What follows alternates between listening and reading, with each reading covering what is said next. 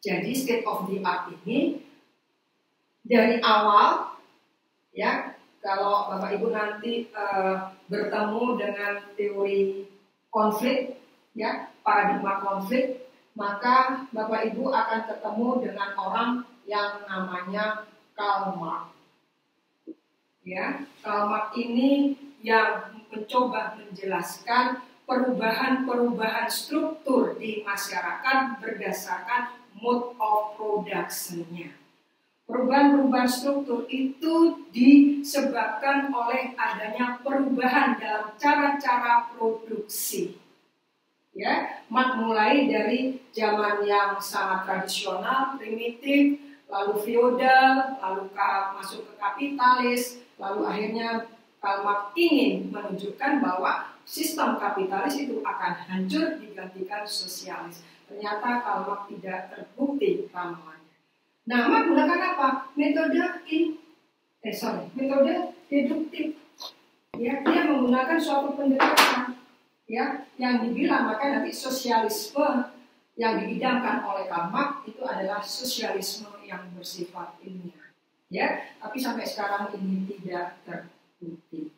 Begitu juga dengan Emil Durkheim, ya, ada 3 teoritisi ilmu sosial yang mencoba menjelaskan tentang perubahan-perubahan di masyarakat pada masa awal industrialisasi abad 19.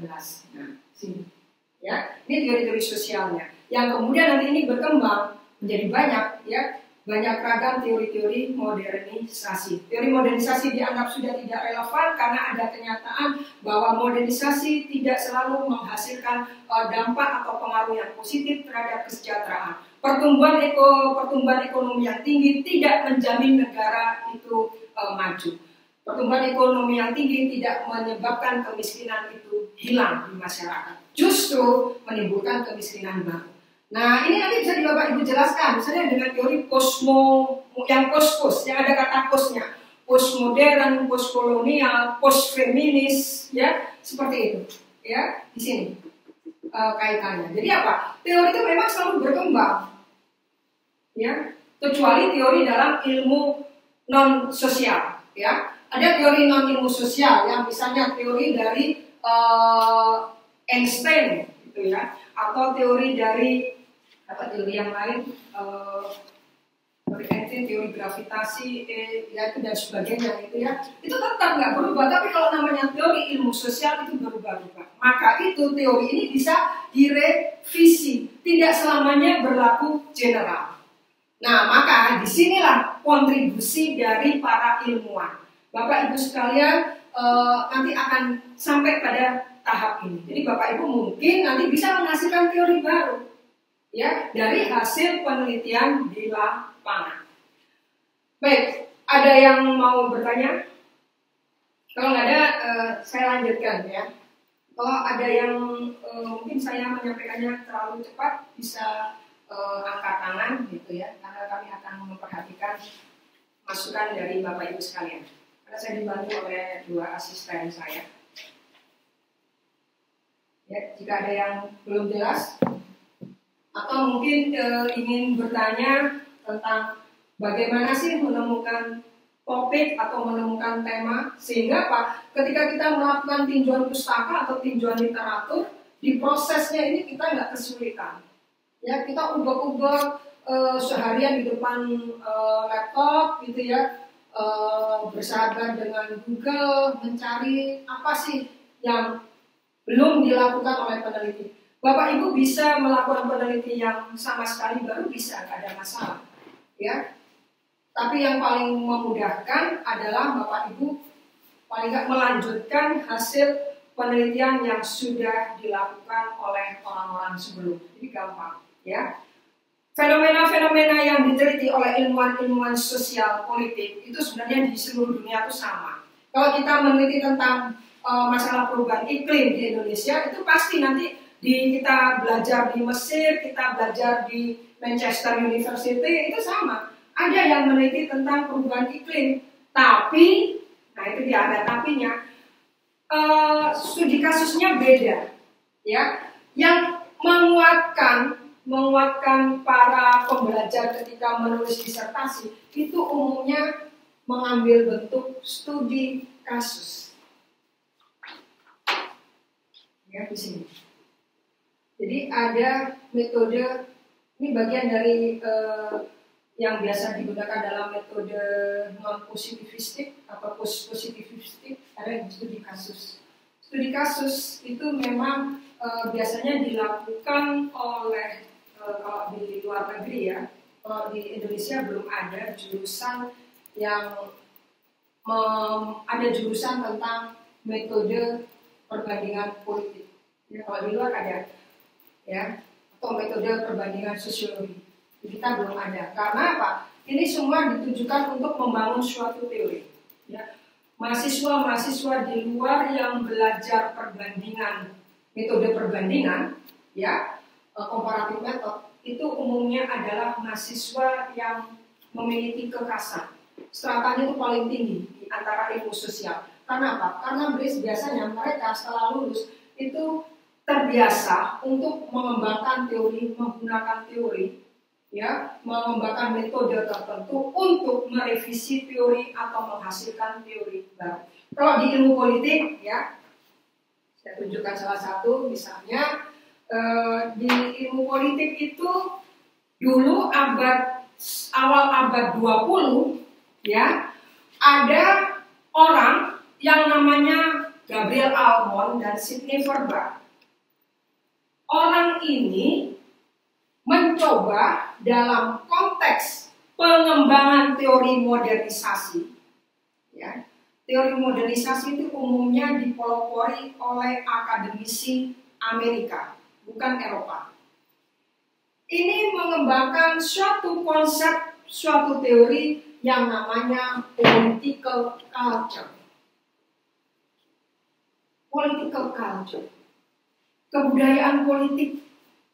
Political culture itu dibuat kategori hasil penelitiannya Gabriel Almond di ratusan negara itu menunjukkan bahwa political culture itu ada 4. 1 disebut dengan kategorinya parohial, yang kedua disebut subjek, yang ketiga kategorinya adalah partisipan, yang keempat adalah civic. Jadi sudah kebudayaan politiknya itu sudah partisipatoris, gitu ya. Nah, kalau di suatu negara itu banyak ditemukan political culture rakyatnya itu parohial, berarti negara itu masih tradisional.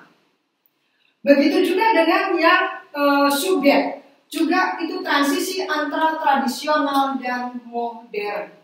Kalau sudah partisipan, maka negara itu sudah menjalankan modernisasi. Entah modernisasi politik, modernisasi ekonomi, modernisasi sosial, modernisasi budaya. Nah, yang civic culture itu kejadiannya ternyata postmodernisasi. Sekarang orang dalam masa sekarang, awal-awal abad 21 kan sudah pada kritis ya, mengkritik pemerintah, memberi masukan, bisa ikut aksi unjuk rasa, demonstrasi, dan sebagainya. Itu dalam teorinya ini adalah bagian dari teori political culture. Ini runtuh sekarang, nggak bisa. Ini yang dikritik oleh salah satu theoretical kritis, yaitu yang namanya Habermas. Nah, misalnya itu, ya, atau dikritik oleh si Anthony Giddens, atau dikritik oleh orang yang namanya Michel Foucault. Ya, seperti itu. Ya, jadi teori ini terus berkembang. Nah, Bapak Ibu ini berkontribusi mengkritik teori-teori yang sudah dihasilkan oleh ilmuwan yang lebih dulu meneliti tentang itu, yang meneliti tentang banjir, meneliti tentang kemiskinan, meneliti tentang budaya pop, ya, pop culture dan sebagainya, seperti itu ya. Nah, ini jadi apa? Jadi saya masih kesini ya. Ketika Bapak Ibu nanti masuk di sini di proses pencarian literatur, maka jangan lupa tulis. Bapak Ibu sudah menetapkan topiknya. Bapak Ibu ingin meneliti tentang apa? Tentang gerakan perempuan kah? Tentang gerakan lingkungan? Tentang gerakan populis?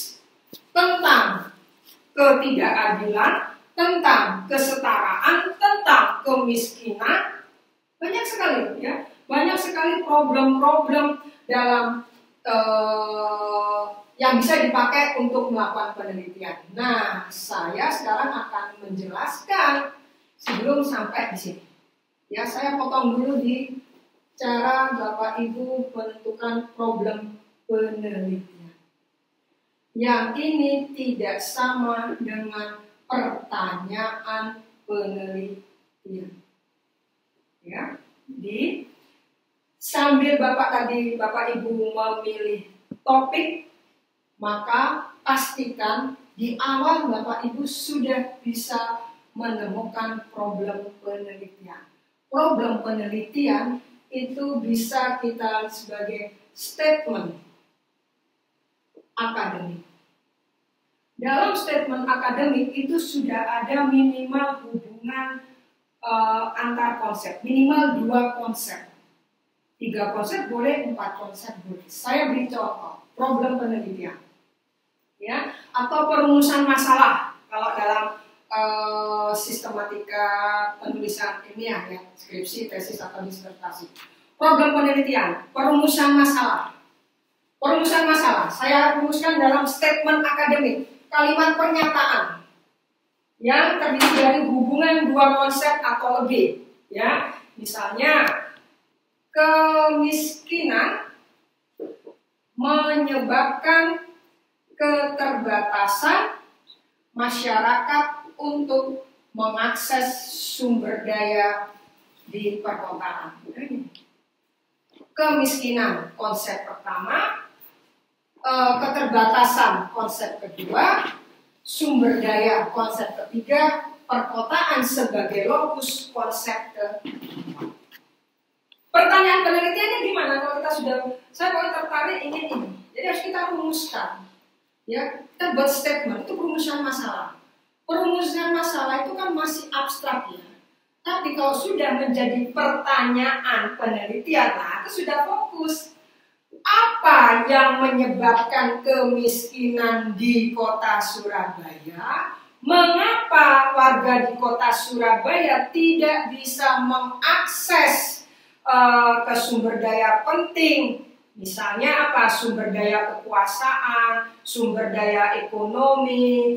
Mengapa orang miskin tidak bisa beli mobil? Mengapa orang miskin menggunakan angkutan umum? Misalnya seperti itu. Jadi perumusan masalah itu adalah hubungan antar konsep yang akan membantu peneliti untuk bisa menjawab pertanyaan. Kalau masih dalam statement akademik nggak bisa diteliti karena masih menyangkut hubungannya konsep yang abstrak. Tapi kalau sudah dijadikan pertanyaan penelitian dibantu dengan kata tanya, siapa, mengapa, kapan, bagaimana. Nah, di situ tugasnya peneliti turun ke lapangan dibantu dengan apa? Serangkaian metode penelitian. Kalau saya mempunyai masalah ini, berarti metode penelitian saya adalah harus menggunakan paradigma positivistik. Karena kalau cuma mewawancara 10 orang dari 3 juta warga kota Surabaya, jelas tidak valid datanya. Jadi Bapak Ibu mewawancara 1000 responden, misalnya seperti itu.